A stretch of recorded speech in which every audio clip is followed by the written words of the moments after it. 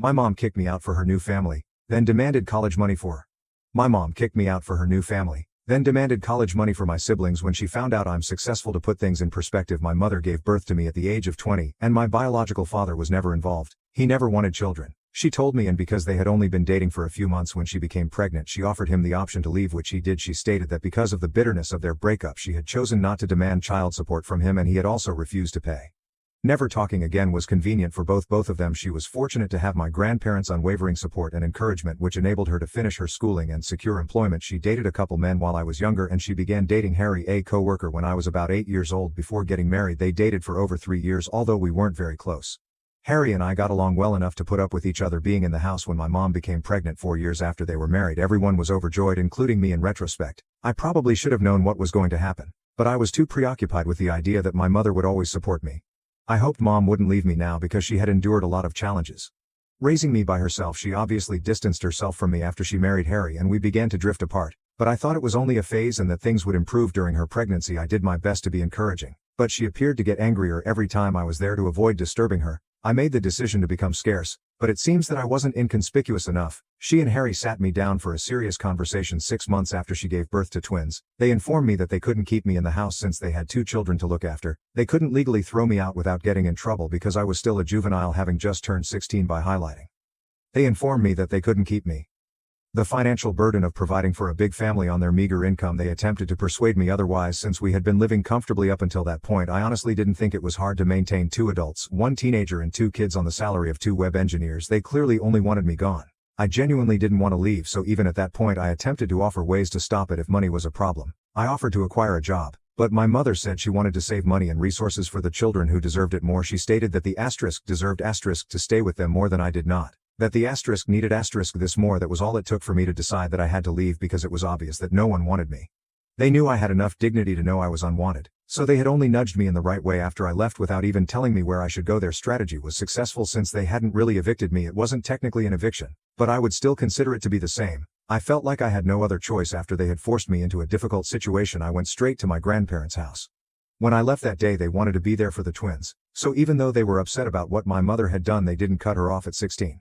I obtained part-time work because I could no longer financially rely on my grandparents due to their advanced age. When my mom and Harry went to visit my grandparents with the kids, I would see them every now and then, but they seldom ever inquired about me. They tended to be very formal, as if they didn't miss me at all even when they did see me. They actually appeared to be happy without my presence. I was saddened by my mother's apparent decrease in irritability, but I knew there was nothing I could do about it. Until it was time to go to college, I lived with my grandparents. My mom wasn't involved with me even then, so I had to rely on friends to assist me in getting settled in my dorm because my grandparents weren't old enough or healthy enough. My mom and Harry declined, preferring to preserve money for the twins' future, so I had to take out a student loan, and one of my relatives co-signed for it, so I had to take out a student loan. Fortunately, one of my uncles agreed to assist if I assured him that he would never be responsible for any of the costs. I worked while I was in college to make sure I wouldn't fall behind on my payments and to give myself a financial advantage. My mother and I hardly spoke once I started college, and only my grandparents were present when I graduated. Not even my mother bothered to congratulate me. In order to avoid being a burden to my elderly grandparents, I began working and lived independently after college. Although I didn't make much money during the first few years, I was still able to pay for groceries, utilities, rent, and even started to pay off my debt while setting money up for the future. In fact, I would describe that asterisk as living on a limited income. Fortunately, things finally got better. It took a while, but I eventually rose through the ranks of my organization. Considering that I received very little assistance, I'm proud of how far I've gone and am now in a rather comfortable posture. Unexpectedly, my mother discovered that I earn a good living even though we haven't spoken for many years. At nearly 33, I currently hold a senior management role at the same organization where I began my career about 4 months ago. I got a big promotion, but I wanted to keep it a secret, so only a select few individuals knew about it. To thank my uncle for co-signing my loan back when I was having trouble paying for college, I did inform him. According to what I understand, he just met my mom and Harry at a family get-together and urged her to get in touch with me to congratulate me on my success. Even though I'm sure he meant well, it didn't work out because she didn't even get in touch with me to offer me congratulations. In the end, my mother learned about it and recently visited my home with Harry, insisting on talking to me. I should note that I haven't spoken to her since I started college. I blocked her everywhere and left her out of my life after graduating since I didn't think there was any use in hoping she would change her mind. She didn't appear to be negatively impacted, and to be honest, I doubt she even noticed. Only my grandparents, who were aware that I disliked discussing my mother, were in contact with me, and they steered clear of the subject. I didn't really stay in touch with my uncle either, so I was unaware that my mom and Harry had been having financial difficulties for a few years. Only when they arrived at my door and told me how bad things had gotten did I find out it was wishful thinking. But the only reason I even allowed them inside was because I hoped they would be coming to make amends. They began by stating that they had heard from my uncle about my promotion and how I was one of the youngest individuals in such a prominent position in my firm. Rather than congratulating me on my accomplishment, it seems that they were surprised that I had kept it from them. Ironically, I was taken aback that they expected me to communicate with them at all, much less deliver any positive news.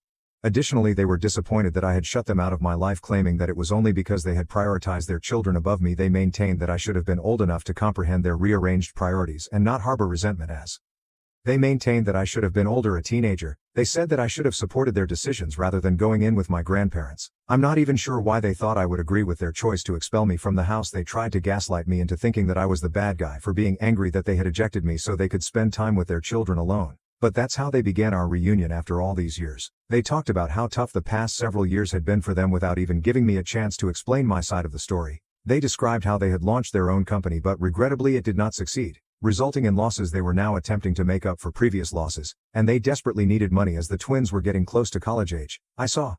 Then why had they come? They needed financial assistance. They didn't waste any time, going right to the point, even trying to soften it by claiming that I could make it up to them by paying for my siblings' schooling, but that at first they were upset that I hadn't contacted them despite performing well. Their attempt to make it seem as though they were doing me a favor by allowing me to pay for the college education of 2 children I no longer knew astounded me. I told them right away that I wouldn't be doing that and that it was disrespectful of them to believe they could coerce me into doing so. I became irate and reminded them that they were the reason I had to work during my college years and pay for my own education because they wanted to save for their real children who they believed deserved it more than I did. They had refused to provide me with financial support back then. I assured them that they had no right to expect anything from me now, particularly financial support, since I had never questioned their choice to put the twins first and had just left them alone. They actually no longer had the right to demand that I communicate with them instead of attempting to emotionally control me. I pointed out that they could now use the same money to pay for the twins' college bills because they had wished to conserve money and resources for the children who deserved it. I had nothing else to say, so I asked them to go. I was to invite them inside my house in the first place, assuming might have come to express regret for their treatment of me. They became irritated and attempted to place the blame elsewhere. When I began to insist that they leave, they informed me that I wasn't innocent in this case. Their protection, they said I was over-enthusiastic, over-involved, and frequently irritable while we all lived together. I was only a teenager trying to keep in touch with my family as they drifted away from me, so I couldn't believe that was a true issue they had with me. They then had the audacity to claim that I was no better than them since I had denied their request. They said I was forgetting all the years my mother had taken care of me and brought me up alone. They said that this was my opportunity to make it up to her and a sister, but I was being rude and unappreciative instead. Since I was a child at the time, I thought it was absurd that they would bring that up. Even if I had wanted to, I couldn't have decided not to rely on them. Furthermore, it wasn't like they were helping me. They pushed me out of the house and effectively forced me out as soon as they believed I was mature enough to manage things on my own. For the following 18 years they refused to acknowledge my existence. I was still shocked that they had the gall to expect me to aid them now, as if I owed them something. Even after everything that had happened during the dispute, things became quite personal and I finally to call the police if they didn't leave my property. My mother reminded me of all the sacrifices she had made when I was younger, ostensibly because she wanted to be a good mother. Before they finally departed after more arguments, she said that I had been ungrateful. The one time she had expected me to sympathize with her predicament and allow to put other people before myself, she now claimed that rather than the other way around, I was portraying her as the villain. Since then this has been bothering me, and I'm having trouble figuring out whether I'm to blame, whether I've been expecting too much edit from my mother, or whether she's simply deceiving me. I decided to post on Reddit to get some unbiased perspectives, even though I'm quite sure I'm correct. Ita for not paying for my half-siblings' college tuition just because my stepdad and arranged mother are having financial difficulties. Edit. Even though my uncle had excellent intentions, I reminded him that what he did was wrong and unacceptable. His actions undoubtedly had a negative effect. I wouldn't be in this predicament if he hadn't shared my life with my mother and disclosed my contact details without my consent. He apologized excessively, stating that he was unaware of their financial difficulties and that he had no idea my mother would respond in this manner. He admitted that he had no business telling my mother about my life and that if we had wanted to get back together, we would have done so without his help since his heart was in the right place. I don't intend to cut him out of my life. I would have been much more angry if he had meant something different. He simply made an error. In addition to it was because of him that I was initially able to attend college. He was the only person who was prepared to assume the responsibility of co-signing my loan application. If you consider it, I might not be in this situation at all if it weren't for him. I made sure to let him know that what he did wasn't appropriate, since I don't want to come across as unappreciative, but I'm also not a doormat. Whatever I did was fair enough, and I believe I found the ideal balance. We're doing great together, and I won't hold anything against him because I needed this resolution. Somehow I also discussed my mom's recent struggles with my grandparents. They believe I'm correct and have promised to make an effort to persuade her to change her mind. I realized that they didn't want to lose touch with their other grandchildren, which is why they have remained in touch with my mom. They understand the struggles my mom's family is going through, But they don't think it's right or fair to put me through this. That's their position on the issue, and I believe it's reasonable enough. First update. First update. My mother has taken it upon herself to remind me of all she did for me growing up ever since we last spoke, which was nearly 9 days ago. She probably sends me an email every other day to make me feel like I owe her something. It's not like she gave me a favor by raising me alone, and she was legally required to take care of me, so I don't really understand the point. She only reared me when it was convenient for her. She and her spouse decided to expel me as soon as I started to cause them trouble, citing the need to save money for the twins in their future. Now that we're in the future and the twins are adults, I believe they should rely on themselves rather than wasting time trying to manipulate and guilt trip me. Although I had been ignoring her emails, I made the decision to reply a few days ago. I explained to her all I had written in my essay. She didn't take it well as expected and labeled me ungrateful once more. I just informed her that calling me names would not alter the truth and that I no longer wanted to have any contact with her because she had been a bad mother. I blocked her email account after that, but she made a new one to continue to annoy me. Since she never done the same for me, I blocked that one as well, and I'll keep doing so until she understands that I'm not here to mope about her. To second update.